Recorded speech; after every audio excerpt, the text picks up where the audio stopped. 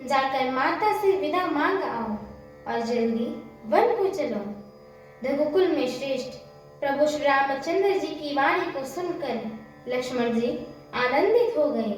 बड़ी हानि दूर हो गई और बड़ा लाभ हुआ।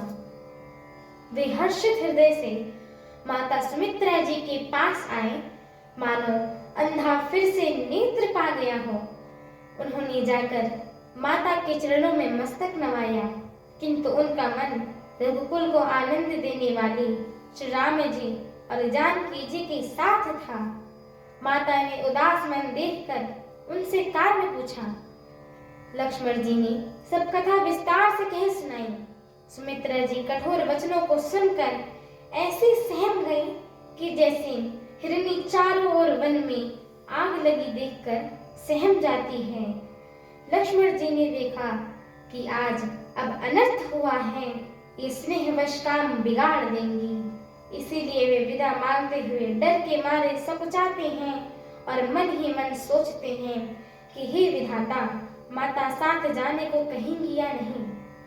सुमित्रा जी ने श्री रामचंद्र जी और माता जानकी के रूप, सुंदरशील और स्वभाव को समझकर और उन पर राजा का प्रेम देखकर अपना सिर धुना, पीटा और कहा कि पापिनी कैकेयी ने बुरी तरह से घात लगाया, परंतु कुसमय जानकर धैर्य धारण किया और स्वभाव से ही हित चाहने वाली सुमित्रा जी कोमल वाणी से बोली कि हे नाथ, हे तात, जानकी जी ही तुम्हारी माता है और सब प्रकार से स्नेह करने वाले प्रभु श्री रामचंद्र जी ही तुम्हारे पिता हैं।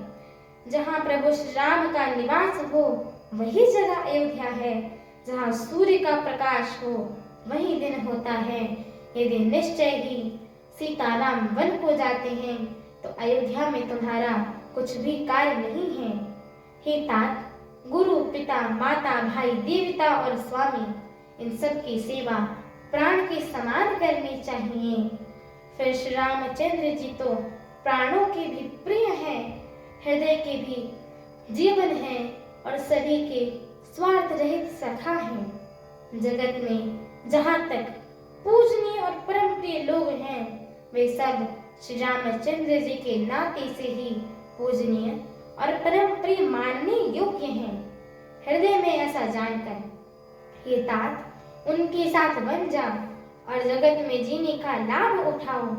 मैं बलिहारी जाती हूँ। हे पुत्र, मेरे समेत तुम बड़े ही सौभाग्यशाली के पुत्र हुए हो, जो तुम्हारे चित्त ने छल छोड़कर प्रभु श्री रामचंद्र जी के चरणों में स्थान प्राप्त किया है। हमारे आगे की श्री राम कथा को सुनने के लिए हमारे चैनल को लाइक, शेयर, सब्सक्राइब एवं कमेंट अवश्य करें। एवं आप सभी सनातन प्रेमियों से हम दोनों बहनों का एक छोटा सा निवेदन है कि कृपया आप सभी हमारे श्री रामचरितमानस जी के इस पाठ को पूरा अवश्य सुना करिए, क्योंकि स्वयं परम पूज्य श्रीमद् गोस्वामी तुलसीदास जी महाराज ने कहा है कि जो भी नर नारी, मनुष्य, जीव जंतु एवं पशु पक्षी प्रभु श्री रामचरितमानस जी के इस मंगलमयी पाठ को सुनते हैं, गाते हैं, कहते हैं एवं श्रवण करते हैं, उनके जन्म जन्मांतर के सारे पाप नष्ट हो जाते हैं। तो एक बार प्रेम से बोलिए, मर्यादा पुरुषोत्तम प्रभु श्री रामचंद्र की जय हो। जगत जननी माता जानकी की जय हो।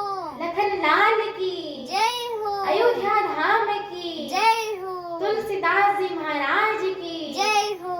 एक बार प्रेम से बोलिए, पवन सुत हनुमान की जय हो। जय श्री राम। जय